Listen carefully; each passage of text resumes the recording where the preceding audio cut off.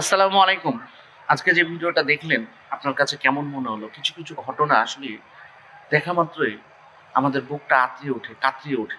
কিন্তু আমরা মানুষ ভুল করি। কেন বলছি? কারণ হলো একজন প্রতিবন্ধী তিনি তার সন্তানটাকে কোনো একটা জায়গায় রেখে যাবে, কাউকে দেখতে বলে যাবে, এমন ধরনের তার আত্মীয়স্বজন তার নেই। কেন নেই? কারণ হলো তিনি ফকির। তিনি ভিক্ষা করে নিজের জীবিকা অর্জন করে। আর সে কারণে হয়তো সবারই প্রেস্টিজ বাণিজ্যতে বাধে যে ফকিরকে কেন বা ফকিরের ছেলেকে কেন দেখাশোনা করব। বাবা যখন সকালবেলায় বের হয়ে যায়, আবার সন্ধ্যার পরে যখন ভিক্ষা করে যখন একজন প্রতিবন্ধী বাবা তার বাসায় আসে, একমাত্র সেই ছেলেটাকে দরজা বদ্ধ করে রেখে যায়। বাবা খাওয়া দাওয়ার মানুষের কাছে চেয়ে চিনতে যা নিয়ে আসে, হাসতে হাসতে সেই বাবা তার সন্তানের মুখে তুলে দেয়। পরিবার আসলে সবাই সেভাবে লালন পালন করতে পারে না, কিন্তু কিছু মানুষের দ্বারাই চাইলেও কিন্তু সম্ভব না। যেমন এই প্রতিবন্ধী একজন ভিক্ষুকের দ্বারাই হয়েছে। সমাজ আমরা যতই বলি, যতই দেখি, যতই চিন্তা ভাবনা করি, মানুষ আমাদেরকে নিয়ে বা আমরা মানুষকে নিয়ে যতটা চিন্তা ভাবনা, যতটা চিন্তাবিদ হয়ে উঠি, তার বর্তমান কিন্তু তার বিপরীত। সবকিছু শুনি, দেখি, তারপরেও আমাদের মনের ভিতরে অনেক কিছু আসে না, অনেক কিছু বোঝা যায় না। যেমন এই ভিক্ষুক দিন শেষে তার সন্তানকে নিয়ে কি খাইলো, কি পড়লো, কারো তেমন মাথা ব্যথা নাই।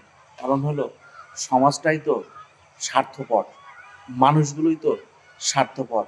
রাস্তাঘাটে ফকির দেখি, সমবেদনা জানিয়ে হয়তো 5 টাকা, 10 টাকা বা 100 টাকা বের করে দিই, কিন্তু পাশের বাসায় এমন একটি ঘটনা ঘটছে, এমন ঘটনা আপনারও এলাকায় হতে পারে, আমারও এলাকায় হতে পারে, কিন্তু কেউ আমাদের মাথা ব্যথা থাকে না, আমাদের মাথা কখনো ব্যথাও হয় না।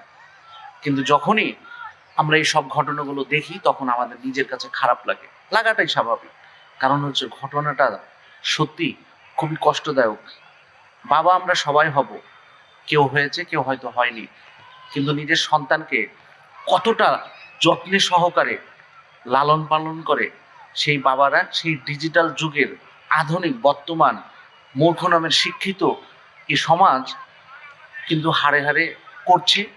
সময় আসলে পারে সময়কে পরিবর্তন করে সন্তানদেরকে ভালো করে শিক্ষিত, যোগ্যতা অর্জন করার জন্য মানুষকে মানুষের মতো করে মানুষ করছে। কিন্তু যখন অন্যের বেলায় হয় তখনই আমাদের স্বার্থগুলো, আমাদের বিবেকগুলো আর কথা বলে না।